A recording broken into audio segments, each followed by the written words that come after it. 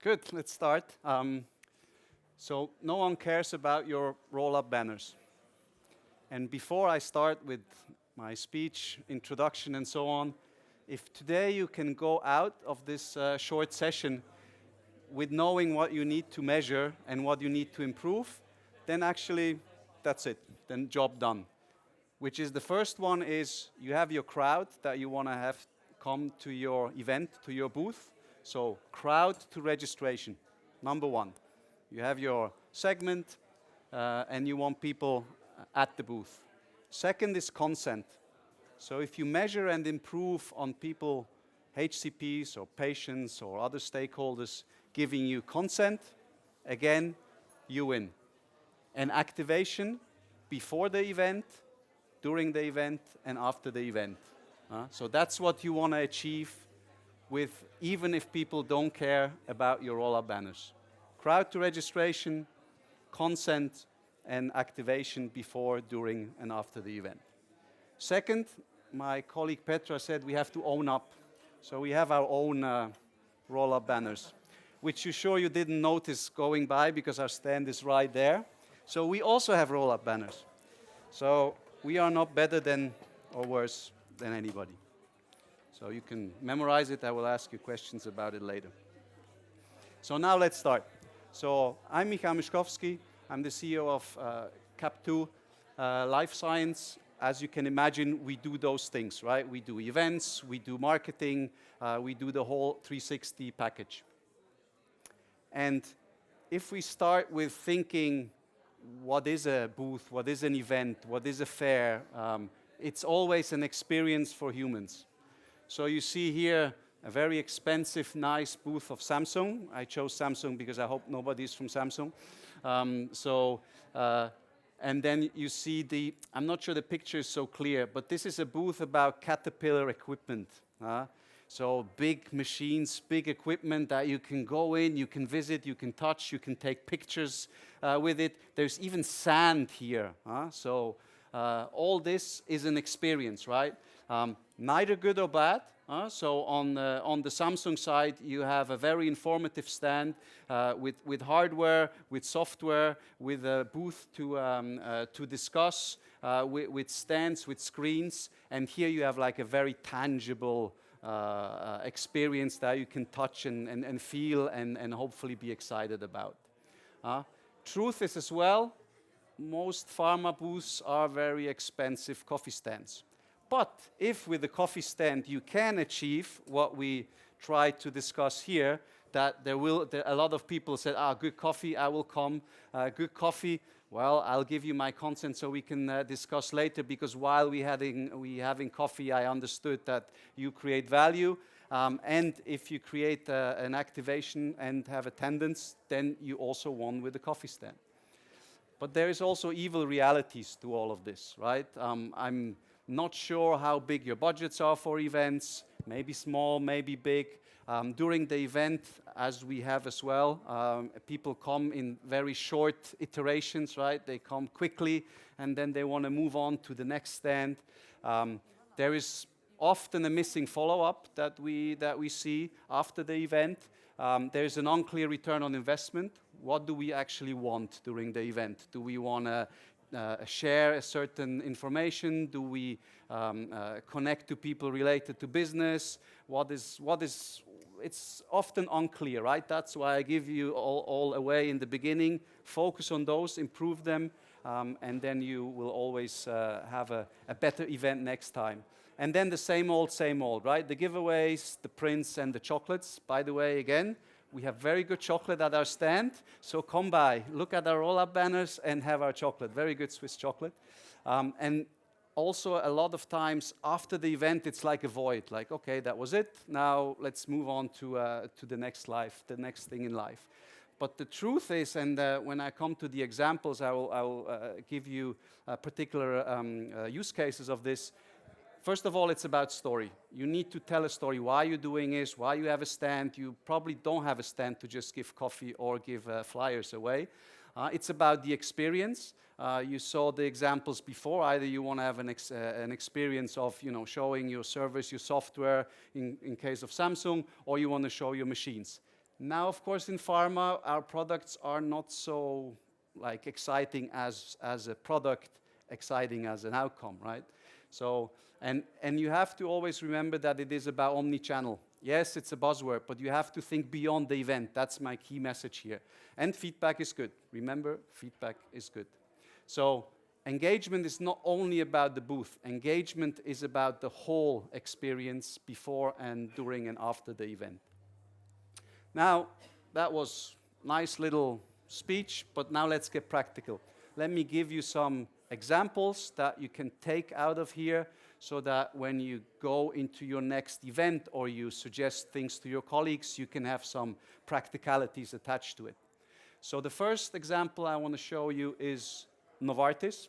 Novartis in the UK, where the goal was to become a partner of the NHS. NHS, fairly large organization. So if you look at the event facts, so there were about 6,000 people, delegates there. There were 3 stages in parallel. So you can imagine like this stage here, and there were 3 more, or 2 more, sorry.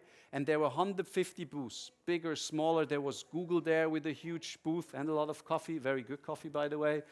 There was Novartis also with a big booth in square meters. So the goal was, again, back to the story, to become a partner of the NHS, to position Novartis as the partner of the NHS and their topics. The second, if we look about omni-channel, you see here already a lot of assets, and I'll come to the exact story in a second, where there was a newsletter up front, there was even direct mailings up front to HCPs, to NHS experts, even to other pharmas, to create really an engagement during the event and or before, during, and after the event. And we created, now I come to the story, the Tree of Hope. Okay, the Tree of Hope was both physical, so there was this fictional tree, and there was a digital as well, Tree of Hope, where the aim was to get feedback from the participants, what could be done better in the context of NHS, National Health System, what could be supported more from Novartis, from the NHS itself. So it was a feedback loop, if you want, okay? And here what we see, move that away, is one of the key people from the NHS organization itself and one of the key organizers of the event, giving up the feedback as well, right? So there was a full feedback loop as well digitally, so people could come up or scan a QR code or use the touch screens and give this type of feedbacks, right? Obviously, from the perspective of getting information, but also from the perspective of doing something after the event. So the worst thing you can do is asking for feedback, doing nothing with it. So don't do that. Feedback is good, but also action needs to follow. So that's the first case. And while the brand awareness is great, what really stood out is a significant increase in active booth participation. Remember, also here, back, the activation and the crowd to registry and the consent. So we had much more people at the booth than the year before. The booth wasn't bigger, wasn't more expensive, but there was more participation at the booth, and especially in the follow-up, because we created this feedback loop so that we were even obliged with all those feedback to react afterwards, okay? We even had on the side our own, let's call it a agency booth, where we did nothing. We didn't advertise our agency services. We just had a podcast studio where we invited people for interviews. And actually, myself, I interview people attending. And then we shared this content online. So we were kind of the cool little sister or brother of Novartis, contributing to their success. And we had many very interesting people interviewed, and we shared the content afterwards with them. One thing that is important when you think beyond the event is that you really put thinking into it, and that you put thinking holistically. Because typically you have this great booth, small or big, and then the CRM function is kind of on the side. So should we get console? Yeah, but it's like kind of separate thing. Salespeople doing their job, key account management is kind of also on the side. So you have to think holistically. And here we did is a mural, which I hope you can read the small letters. No. Which we really identified, important, another buzzword, the jobs to be done. If you don't know this concept, Google it. It's quite interesting concept to understand what people want to achieve going to that event. We basically created the whole story out of the event, before, during, and after, with a detailed workshop and defining all the channels. This one, if you ask Dario or myself, you can certainly read afterwards, but your next Congress success really depends on those practical, detailed steps to plan and execute the event in detail. So you see here a few topics that we really meticulously go into detail. The messaging, how do we message, how do we share the story, the detailed breakdown on the touch points, advertising, event registration flow, and so on, right? So please be detailed. It all matters to your success. The second example is the V4 case, which is smaller in size, but equally approached. So we started with creating assets, thinking around what this event will be about, why, and how we will execute it. So you see as well here, we had a pre-engagement, we have screens and leaflets at the booth, and we had a symposium support as well, and then a post-event follow-up. I'll just check how much time I have. 5 minutes. Good. Good. So think about it. This is a little bit of an advertising slide. I get that, but think about this keyword, 360. An event is 360. So roll-up banners can be there, but you cannot rely on them fully. And we don't design booths. Everybody that has an interest in successful events, we design behavior. What behavior do you want to get out of your presentations, your booths, your roll-up banners, and your chocolate? So, and I have one bonus case, one small one for the end, where you can also think about, in most of the pharma companies, we have activation assets around.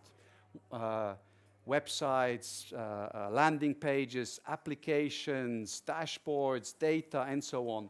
So in this case, we had a lung check, so check up for lung cancer, which then transformed actually into people signing up and eventually going to the doctor if they were if they had a risk of lung cancer. So we did like a quiz, like a lung cancer quiz, and that was integrated into this time, of course, in a patient-related event. So think beyond the obvious. Think beyond, because in the end, you might think there is just a few touch points. Just maybe we send a rep-enabled email or we send a newsletter. But there's so much more. Even publications in media, paid ads, and so on. So in this particular case, there were more than 12 touch points where we could achieve this cross-channel, omni-channel activation for all the event. And yeah, that would be it. So any questions? I think we have a few more minutes.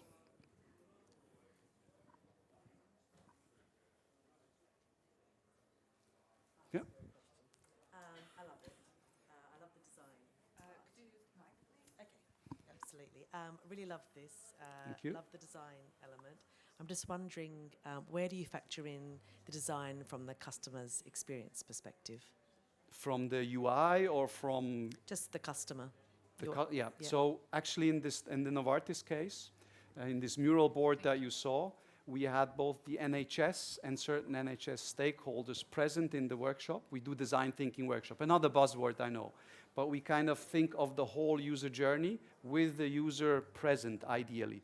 Even in the CSL V4, they have a support board from doctors where we could involve them into discussing how such an event should look, how would be the user journey, how would be the user flow, and so on. So UX is key, but also UI. So UI, with our designers, we always work on the tone of voice, on the color scheme, on all the UI aspects as well.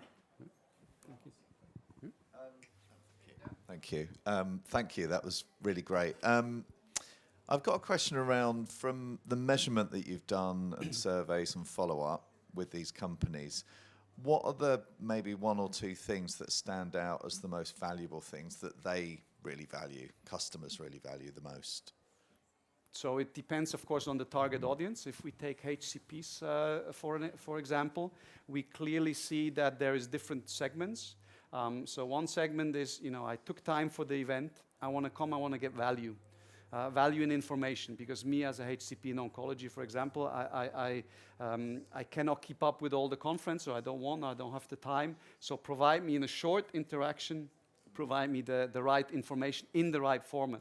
So some like just data, some like handouts, some like, oh, can you send me afterwards an email? So this value, and in particular also the NHS case, there the real feedback was, oh, nice, we are heard. You taking feedback, and then you're actually doing something with that feedback. So, but that's, as you can imagine, a much broader audience than just HCPs. Yeah?